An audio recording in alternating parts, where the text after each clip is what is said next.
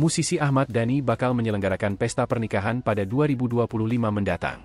Namun bukan untuk dirinya, pesta pernikahan tersebut digelar untuk merayakan bersatunya Ghazali dan Alyssa Daguise. Ghazali merupakan anak sulung Ahmad Dhani dan mantan istrinya, Maia Estianty.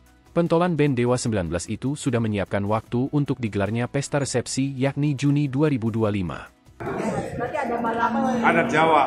Yang bakal dapetin nanti di pelaminan sama Ahmad Dhani siapa? Maia atau Mulan? Menurut anak? Saya tanya. Iya. Ya apa bertiga gitu. Jadi siapa yang dampingin Mas Dhani di pelaminan nanti nih? Ya bertiga dong, nanti saya kiri sebelah kanan Bunda Maya, sebelah kiri Mami Mulan. Oke, siap. Ya. Tapi kan ada obrolan soal ini sama Ya. Ya nggak harus sih.